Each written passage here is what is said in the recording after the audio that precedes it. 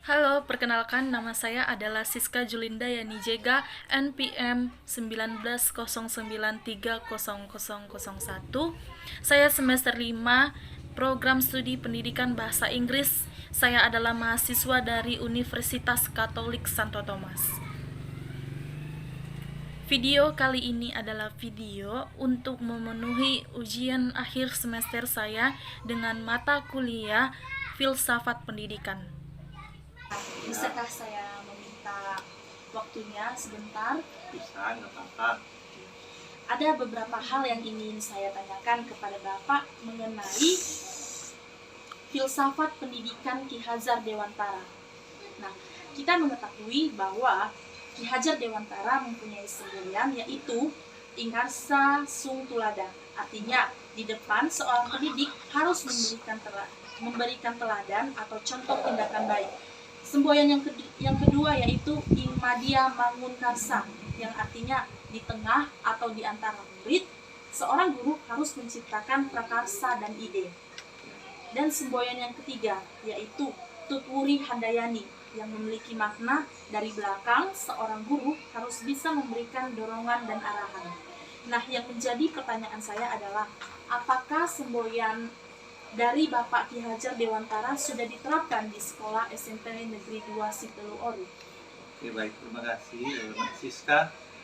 Kita di SMP Negeri 2 Sitelu Ori, kalau masalah filsafat atau semboyan daripada Bapak Ki Hajar Dewantara sudah lama ya kita berlakukan di sekolah SMP Negeri 2 Sitelu Ori, ya, dimana kita tahu bersama bahwa semboyan itu adalah yang pertama tadi adalah Ingarso Santulodo, di mana seorang guru harus berada di depan siswanya menjadi contoh yang baik buat anak-anak. Yang kedua, Ingmadya Mangunkarta, ya. Jadi seorang guru memang harus benar-benar di tengah siswa menjadi yang memprakarsai gagasan ide sehingga siswa itu menjadi inovatif. Yang ketiga, yang Tutwuri Handayani. Tutwuri Handayani berarti seorang guru itu berada di belakang siswanya untuk menjadi atau memberikan dorongan, motivasi kepada anak-anaknya. Begitu.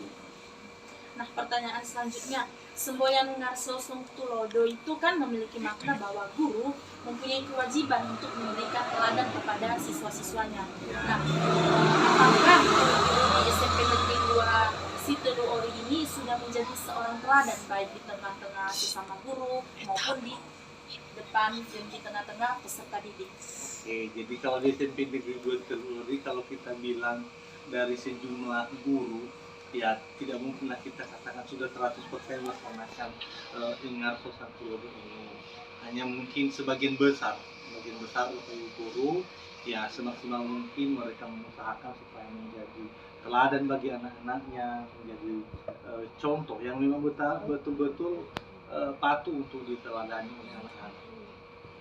Nah, yang kemudian menurut pribadi Bapak, bagaimana menjadi seorang guru yang teladan di tengah-tengah sesama guru dan peserta didik? Oh, jadi seharusnya seorang guru ya memang benar-benar harus menjadi teladan bagi sesama guru dan juga kepada siswanya.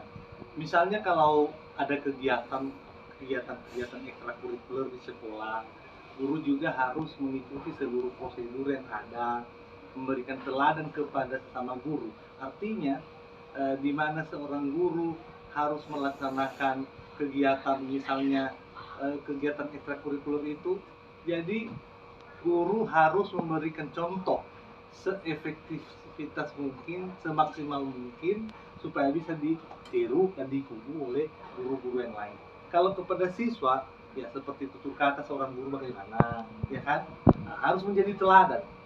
Artinya anak-anak menganggap bahwa seorang guru itu yang paling benar-benar untuk dicontoh dan diteladani.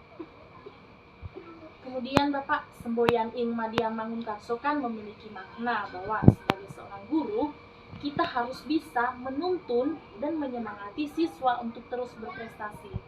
Nah, menurut pandangan Bapak, apakah guru-guru di sekolah SMP Negeri 2 Sitelu Ori sudah sepenuhnya melaksanakan tugasnya untuk menuntun dan menyemangati siswa untuk terus berprestasi? Jadi seperti yang saya bilang dari awal, memang sih tidak 100% guru melaksanakan hal seperti itu. Ya, apalagi kalau dikatakan sekolah-sekolah di daerah terpencil seperti kita ini masih kurang untuk melaksanakan itu. Tapi sebagian udah. Nah, bagaimana kami di SMP Negeri 2 Situluri memberikan apa menjadi pemakarsa anak-anak supaya berprestasi. Jadi beberapa bulan sebelum ini kita pernah memotivasi anak-anak untuk mengikuti seperti lomba-lomba di tingkat kecamatan, di tingkat kabupaten, bahkan di sekolah juga kita melaksanakan lomba seperti lomba-lomba mata pelajaran yang memacu kreativitas anak-anak untuk berlomba, ya. Seperti di kabupaten juga kita pernah meraih beberapa juara, ya, walaupun nantinya setelah sewaktu corona ada tidak jadi ikut ke perlombaan di tingkat provinsi. Terima kasih.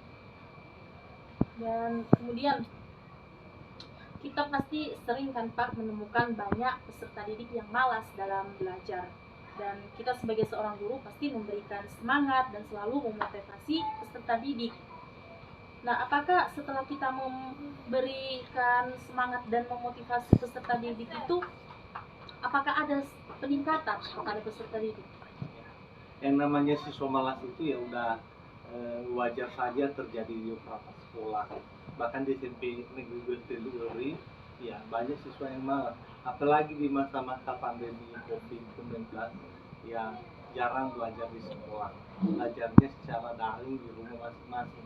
Kadang juga kan Bapak Ibu guru berkunjung ke rumah-rumah untuk mengecek anak-anak kami itu belajar atau tidak. Nah, setelah kami motivasi, jadi hanya saja kita bilang prestasi belajar atau hasil belajar siswa itu sedikit akan menurun, ya. Tetapi dengan kita berikan motivasi kepada anak ini, kita mengunjungi ke rumah-rumah, ternyata tidak jauh berbeda dengan hasil belajar mereka pada saat sebelum COVID, ya, seperti itu. Nah, menurut Bapak, apakah filsafat pendidikan Ki Hajar Dewantara ini memiliki sisi negatif atau tidak apabila diterapkan di sekolah SMP Negeri 2 Situluri? Oh, tentu saja tidak ada sisi negatifnya karena seperti Ingar Sosatrudo, itu kan guru memberikan teladan. Guru berada di depan siswa memberikan teladan yang baik. Itu kan tidak ada sisi negatifnya. Yang kedua, Ingmadia Mangunkarta berada di tengah menjadi pemrakarsa ide, gagah, ya tentunya bukan sisi negatif. Artinya guru menjadi pemberi ide kepada anak-anak, ya, memancing ide anak-anak juga supaya bisa berkreasi lebih baik. Itu kan tidak terdapat sisi negatifnya. Dan apalagi yang dibilang Tuturi Handayani berada di belakang siswa untuk memberikan dorongan, motivasi atau apalah yang membuat anak-anak itu menjadi lebih bagus untuk belajar. Tentunya yang ketiga, semboyan Bapak Ki Hajar Dewantara ini memberikan sisi positif kepada siswa dan juga kepada guru. Nah, pertanyaan yang terakhir Pak, apakah harapan Bapak ke depannya terhadap sekolah SMP Negeri 2 Situluri? Ya, kita berharap SMP Negeri 2 Situluri, ya apalagi dalam tahap pembenahan sekolah ini, jadi kita berharap lebih baik lagi ke depan. Guru-guru menjadi aktif lagi melaksanakan semboyan Bapak Ki Hajar Dewantara ini supaya menjadi teladan, supaya menjadi memprakarsai ide kepada anak-anak, menjadi pendorong, pemotivasi kepada anak-anak, sehingga tujuan daripada dinas pendidikan atau pendidikan nasional ini dapat terwujud dengan baik.